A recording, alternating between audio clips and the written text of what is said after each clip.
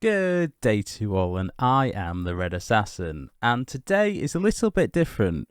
So, if you've watched one of my Golf with Friends videos, one of my many Golf with Friends videos, you might see that I do things differently. So, I'm going to go through what I do, or what I have done, to get to the stage of where I can best my friends most of the time in Golf with Friends. Step number one, you need to have played all of the maps. You'll see sometimes we use custom maps.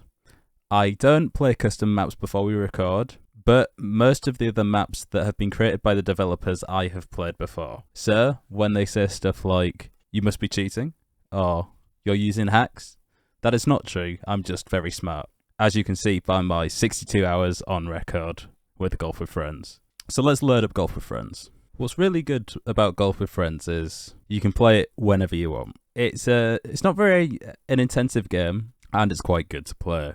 Like, if you've got a bunch of friends, sometimes you don't really want to flex on them, but sometimes you do. So, practice always comes in handy.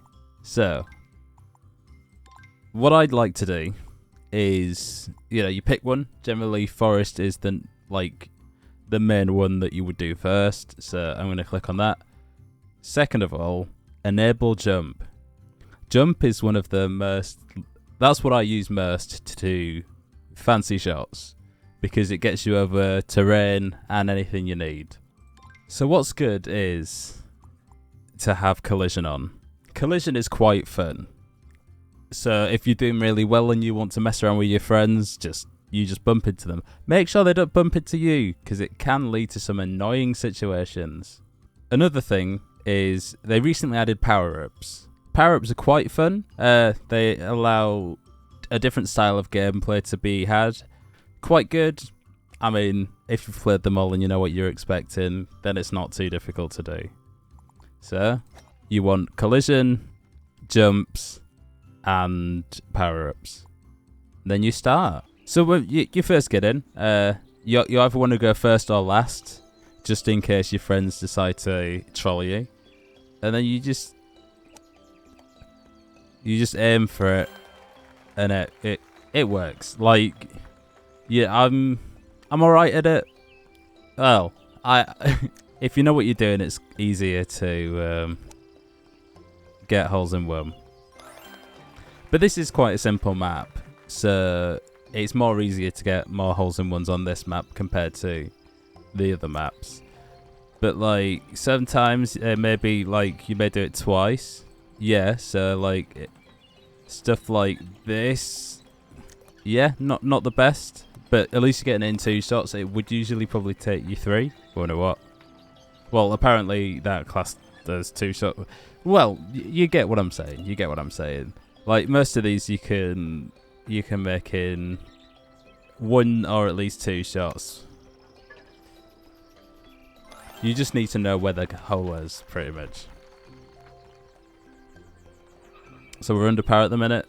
We're quite good on timings. This one's quite... So snap freeze is one that you can use. I mean, so if you release it straight away, then you go a bit faster, and if you hold it, then it'll be less power.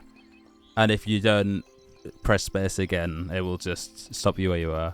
So this one has a little jump in the middle. You don't want to be too powerful. That was a bit too powerful, but you can still make it in 2 shots when your friends are still there trying to get over this gap. Unless they've played it before, they might know what they're doing, but if it's your first time experiencing it, then it's fine.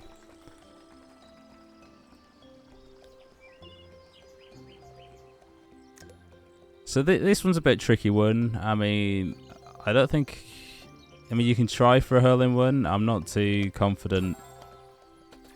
No, that's not gonna... Yeah, no. Unfortunate. But, again, 2 shots. You still be ahead of your friends. Oh my god. Ignore that.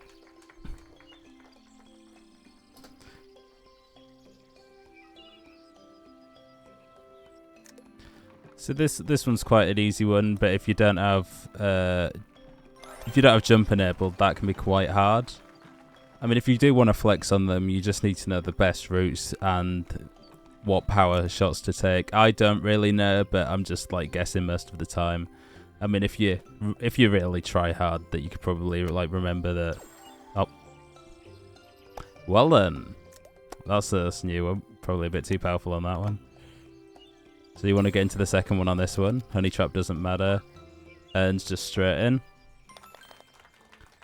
Quite easy, quite good.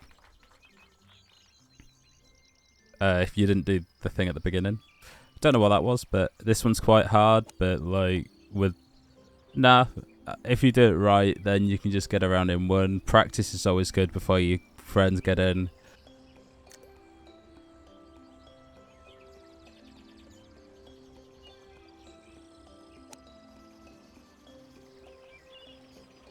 But yeah, I mean, it's fun with other people, but this is just a guide and a tutorial to help you get to the stage where you feel like you can win most of the games you play.